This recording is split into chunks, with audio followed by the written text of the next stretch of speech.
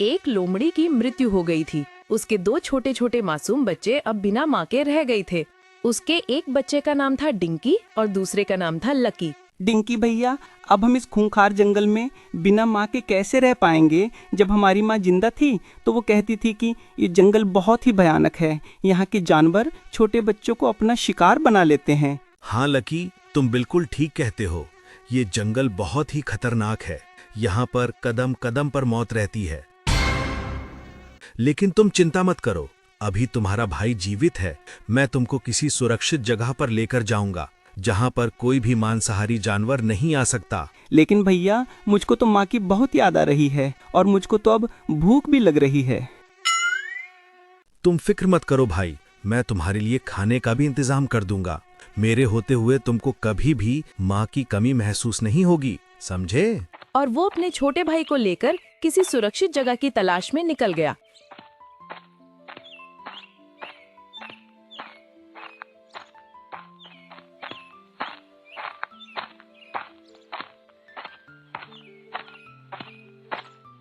तभी उसको रास्ते में एक बूढ़ा शेर मिल गया, जिसे देखकर दोनों बच्चे काफी डर गए।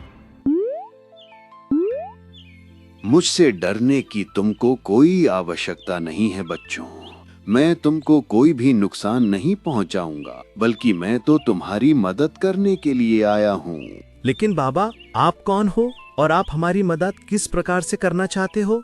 अरे बूढ़े शेर, ना ही हमने आपसे कोई भी मदद मांगी है, फिर आपको कैसे पता चल गया कि हमको मदद की जरूरत है? यहाँ पर मैं तुम्हारे बारे में सब कुछ जानता हूँ। तुम दोनों की माँ की अभी अभी मृत्यु हो गई है और तुम खूंखार जानवरों से बचने के लिए किसी सुरक्षित जगह की तलाश में हो। मैंने ठीक बताया है ना तुम्हारे बारे में? हाँ बाबा, आपने बिल्कुल ठीक बताया है। लेकिन आपको हमारे बारे में इतना सब कहाँ से पता चला? मैं तुम्हारे बारे में सब कुछ जानता हूँ। मुझको तो यह कोई ठग लग रहा है, कहीं हमको अपनी बातों में फंसाकर अपना शिकार न बना ले। मैंने कहानियों में देखा है, जब बूढ़ा शेर शिकार नहीं कर पाता तो वो ऐसे ही जानवरों को अपनी बातों से बेवकूफ़ बनाकर उनका शिकार कर लेता है। मुझको तो ये ऐसा ही ठग लग रहा है, मुझको तो ये पक्का ठग ही लग रहा है। अरे, क्या सोच रहे हो इतनी देर से? अगर तुमको कोई ऐतराज ना हो तो मैं तुम्हारा धर्म पिता बन सकता हूँ। तुमको पिता का प्यार मिल जाएगा और मुझको बच्चों का। क्या कहते हो डिंकी और लकी? अरे बाबा, आपको हमारा नाम कैसे पता चला? हमने तो आपको बताया भी नहीं है। मैंने तुमको पहले ही बता दिया था मेरे बच्चों, मैं सब जानता हूँ। मुझको तो ये पक्का ठग ही लग रहा है। तो बताओ, बनोगे तुम मेरे बेटे और मुझे बनाओगे अपना धर्म पिता? हाँ बाबा, ठीक है, आज से आप हमारे धर्म पिता हुए। ठीक है तो मेरे बच्चों, आज से तुम्हारी हिफाजत की जिम्मेदारी मेरी हुई। चलो मेरे साथ, मैं तुमको सुरक्षित स्थान पर ले जाता हूँ। और वो शेर उनका धर्मपिता बनकर उनको अपने साथ ले गया।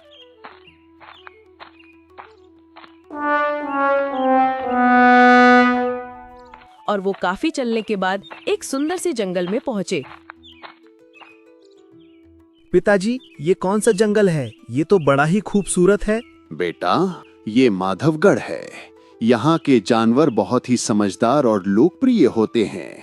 वो अतिथियों की बहुत ही सेवा करते हैं। तभी उनके पास भालू आया। अरे कौन हो तुम? इस जंगल के तो नहीं लगते। तुम तो परदेसी दिखाई पड़ रहे हो। हाँ, हम बहुत दूर से चलकर आए हैं इस जंगल में, नए हैं। अच्छा, तो आप इस जंगल में अतिथि हो। रुको, अभी मैं आपके लिए कुछ खाने के लिए लेकर आता हूँ। आप सफर में काफी थक गए होंगे और आपको भूख भी लग रही होगी। रुको, मैं आपके लिए ताजा तरबूज लेकर आता हूँ। हाँ, तुमने बिल्कुल ठीक कहा। मेरे दोनों बेटों को भी बहुत तेज भूख लगी है। फल थोड़े ज्यादा लेकर आना। और भालू थोड़ी देर में उनके लिए ताजा फल ले आया।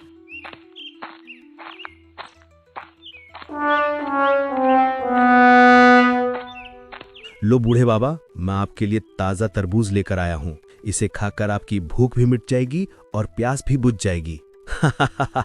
और उनको तरबूज को देखकर भालू वहां से चला गया और तीनों बाप बेटे ने मिलकर तरबूजों का लुत्फ उठाया।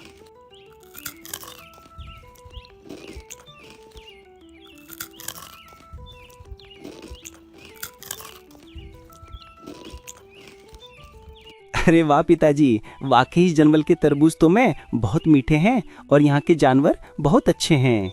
हाँ पिताजी, सच में ये जंगल बहुत ही अच्छा है।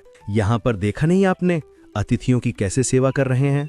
अगर हमारे जंगल में कोई अतिथि आ जाए, खाने की तो छोड़ो, उसको पानी तक नहीं पूछता कोई। और अगर वो किसी शिकारी जानवर के हत्थे चढ़ जाए तो फिर उल्टा उसको ही खा जाते हैं। इतना खतरनाक जंगल है हमारा तो। हाँ सच में ये बहुत ही खूबसूरत जंगल है। काश मैं ऐसे जंगल का राजा होता। क्या कहा तुमने? राजा होते? ठीक है, तो मैं तुमको इस जंगल का राजा बनाता हूँ, चलो मेरे साथ। पिताजी, क्या आप मुझको सच में इस जंगल का राजा बनाएंगे?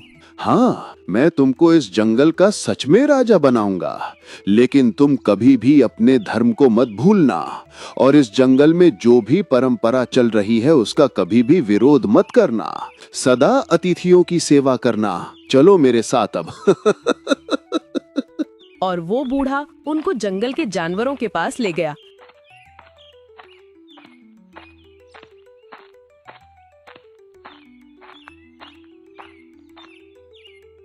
तुम सभी मेरी बात को ध्यान से सुनो। आज से मैं अपने बेटे लकी को इस जंगल का राजा बनाकर जा रहा हूँ। जैसा वो कहे तुम उसके हर आदेश का पालन करना। और बेटा लकी, तुम भी अपने धर्म पर ही रहना और जैसा इस जंगल में कानून बना है उसको ऐसे ही रहने देना। उसके साथ कोई भी छेड़खानी मत करना। अच्छे से इस जंगल में राज करो। अब मैं तुम्हारे भाई को लेकर जा रहा हूँ। ठीक है पिताजी, मैं आपकी हर आज्ञा का पालन करूंगा। वो बूढ़ा लकी को राजा बनाकर डिंगी को अपने साथ लेकर आगे चल दिया। बेटा, अब हम जिस जंगल में जा रहे हैं उस जंगल के जानवर बहुत ज्यादा गरीब हैं। उस जंगल में ना तो फल के पेड़ हैं और ना ही मीठे पानी की व्यवस्था है। वहाँ पर जानवर बहुत ज्यादा कष्ट में अपना जीवन व्यतीत कर रहे हैं। कोई बात नहीं है पिताजी, सदा समय एक जैसा नहीं रहता। चलो वहीं पर चलकर देखेंगे आखिर कैसा है वो जंगल। और दोनों उस जंगल में पहुंच गए। हाँ सच में पिताजी, ये जंगल तो बहुत ज्यादा गरीबी की हालत से गुजर रहा है। लेकिन पिताजी, इस जंगल में कोई भी अतिथियों की सेवा करने के लिए नहीं आया। बेटा, मैं तुमको पहले ही बता चुका हूँ, ना तो इस जंगल में एक भी फल का पेड़ है और ना ही मीठे पानी की व्यवस्था है।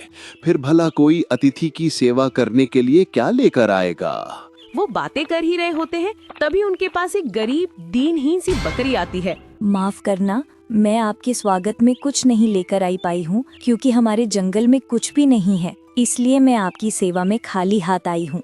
आप दोनों अतिथियों का हमारे जंगल में स्वागत है। आप मुझको एक बात बताओ, आपके जंगल में इतनी ज्यादा गरीबी और भूखमरी क्यों है? क्या आपके जंगल का राजा होनहार नहीं है? हमारे जंगल में फिलहाल कोई भी राजा नहीं है, इसीलिए जंगल की ऐसी दुर्दशा हो गई है। इसका एक ही कारण है कि हमारे जंगल में कोई भी मेहनती राजा आज तक नहीं आया है जो अपनी मेहनत से इस जंगल में फलों के बाग लगाए और मीठे पानी के कुएं खुद खोदे और जंगल की हर एक चीज को खुद अपने पसीने की मेहनत से उगाए। अभी तक ऐसा राजा कोई मिला नहीं है और यही कारण है कि जंगल की ऐसी दुर्दशा है। तभी बूढ़े ने अपने बेटे से कहा, बेटा, क्या तुम इस जंगल के राजा बनना चाहोगे? हाँ पिताजी, मैं इस जंगल का राजा अवश्य बनना चाहूंगा और मैं इस जंगल को अपने खून पसीने की मेहनत से हरा भरा और खुशहाल कर दूंगा। एक बार फिर सोच लो बेटा, ये जंगल बहुत ही ज्यादा गरीब है और तुमको यहाँ पर पूरा जीवन मेहनत करनी होगी, तब जाकर ये जंगल खुशहाल होगा। मैंने अच्छी तरह से सोच लिया है पिताजी। अब इस जंगल को मैं अपने खून पसीने की मेहनत से ही खुशहाल करूंगा और यहाँ पर आपको जंगल के हर कोने में फलों का बाग मिलेगा और मीठे पानी की व्यवस्था भी मिलेगी। ठीक है बेटा, लेकिन कभी भी अपने धर्म को मत भूलना और जानवरों की अच्छे से सेवा करना। जाओ, तुम इनको ले जाओ और अपने जंगल का राजा बना दो। ठीक है बूढ़े बाबा, अब से ये हमारे जंगल के नए राजा हुए। फिर वो बूढ़ा शेर अपने दोनों बेटों को राजा बनाकर वहाँ से चला गया।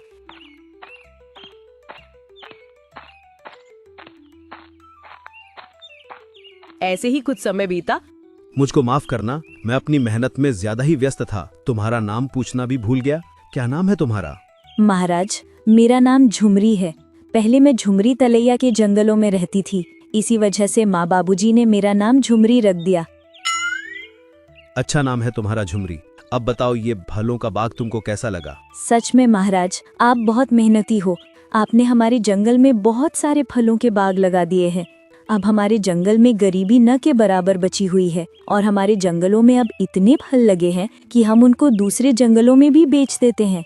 ये सब आपकी मेहनत से हुआ है महाराज। झुमरी, ये सब तो मेरे पिताजी के आशीर्वाद से हुआ है। उन्होंने ही मुझसे कहा था कि कभी भी अपने धर्म से पीछे मत हटना, और मैंने वही किया। मैंने हमेशा अपने धर्म का ही पालन किया। अब झुमरी, हम अपने जंगल में एक बाग और लगाएंगे, फिर हमारे जंगल में सबसे ज्यादा बाग हो जाएंगे, और फिर हम आसपास के सभी जंगलों में फलों के सबसे बड़े विक्रेता बन जाएंगे। हाँ महाराज, आपने बिल्कुल ठीक कहा। और दूसरे बेटे लकी का जंगल पहले खुशहाल था, लेकिन अब लकी के आलस की वजह से उस जंगल की दुर्दशा बिगड़ने लगी। महामंत्री, हमारे जंगल की दुर्दशा कैसे बिगड़ रही है? अभी खजांची ने बताया है कि हमारे पास बस कुछ दिनों का ही राशन पानी बचा हुआ है। आपने बिल्कुल ठीक कहा महाराज, हमारे जंगल की सच में बुरी हालत हो गई है। तुमको पता है महामंत्री, इसके जिम्मेदार तुम स्वयं हो। जो कोई भी बाहर से अतिथि आता है तो तुम उसके लिए फ्री में भोजन देते हो, फ्री में पानी देते हो, बल्कि उसको सभी सेवाएं फ्री में दे देते हो। और यही कारण है कि हमारे जंगल में बहुत अतिथि आते हैं, जिसकी वजह से खजाने में धन कम पड़ गया और जंगलों से खाने पीने की चीज भी खत्म हो गई। आज से अतिथियों के लिए फ्री में कुछ भी नहीं दिया जाएगा, ये हमारा आदेश है। उधर वो बूढ़ा शेर सोच रहा होता है, अब तो मेरे बेटे राजा बन गए हैं, पता नहीं वो अपना राजपाट कैसे चला रहे होंगे। वो धर्म का पालन कर भी रहे होंगे या नहीं, इसकी परीक्षा तो मुझको लेनी ही होगी। और वैसे भी अपने बेटों को देखे बहुत दिन हो गए हैं। मैं इसी बहाने से अपने बेटों को देख भी लूंगा और उनकी परीक्षा भी ले लूंगा। और वो बूढ़ा शेर एक गधे का रूप लेकर उनकी परीक्षा लेने के लिए जाता है।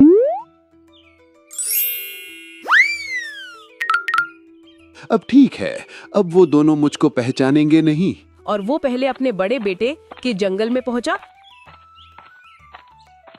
अरे, पिछली बार आया था तब तो खुद महामंत्री अतिथियों के लिए भोजन की व्यवस्था करता था, लेकिन अब तो कोई पानी तक की भी नहीं पूछ रहा है। क्या पता मेरे पुत्र ने अतिथियों की सेवा बंद करवा दी हो। खैर, कोई बात नहीं है, मैं सीधा दरबार में ही जाता हूँ। माधवगढ़ के महाराज, मेरा प्रणाम। अरे, ये हमारे जंगल में गधा कहाँ से आ गया? महामंत्री, इस गधे से कह दो कि ये हमारे जंगल में ना आए, वरना इसका प्रभाव हमारे जानवरों पर पड़ेगा, जिससे हमारे जंगल के जानवरों की भी गधे जैसी बुद्धि हो जाएगी।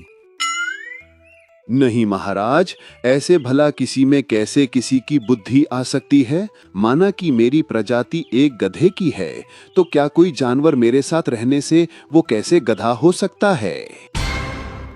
वो हम कुछ नहीं जानते। तुम हमारे जंगल से बाहर निकल जाओ, वरना हम तुमको कारागार में कैद करवा देंगे। कोई बात नहीं है महाराज, मैं आपके जंगल से स्वयं ही चला जाऊंगा, लेकिन मैं अभी भूखा हूँ, मुझे कुछ खाने के लिए तो दे दो। अरे, ये जंगल में कोई भंडारा चल रहा है क्या, जो मैं तुझको खाने के लिए दे दूं? अगर तुम्हारे पास पैसे हैं तो हमारे जंगल में बाग बगीचे हैं, वहां से कुछ खरीद कर खा लो। फिलहाल इस जंगल में फ्री में कुछ भी नहीं मिलता। ठीक है बेटा, जैसी तुम्हारी मर्जी। और फिर वो उस जंगल से दूर निकल गया और दूर जाकर उस जंगल को घूर कर देखने लगा। फिर अचानक उस जंगल में आग लग गई और फिर वो अपने दूसरे बेटे डिंकी के जंगल में गया। महाराज, आप तो अपने जंगल में बहुत बाग लगा रहे हो, क्या तुम अपने बाग के मीठे मीठे फल मुझको भी खिला सकते हो क्या? हाँ, क्यों नहीं, आप यहाँ पर बैठो, मैं आपके लिए फल लेकर आता हूँ।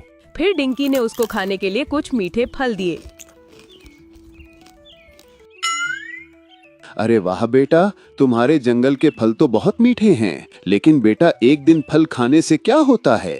अगर ऐसे फल मुझको रोज मिल जाएं तो मजा आ जाए। हाँ, क्यों नहीं, आप फल रोज खा सकते हो। लेकिन मेरे पास तुमको देने के लिए पैसे नहीं हैं। अगर तुम फ्री में मुझको फल खिलाओ तो मैं खा सकता हूँ। आपको शायद पता नहीं है कि मेरे जंगल में बहुत बाग हैं और मैं किसी भी जानवर से फलों के पैसे नहीं लेता, चाहे वो मेरे जंगल के हों या दूसरे जंगल के हों। सबके लिए फल पानी फ्री है। आपका दिल करे आप इतने दिनों तक इस जंगल में रह सकते हो।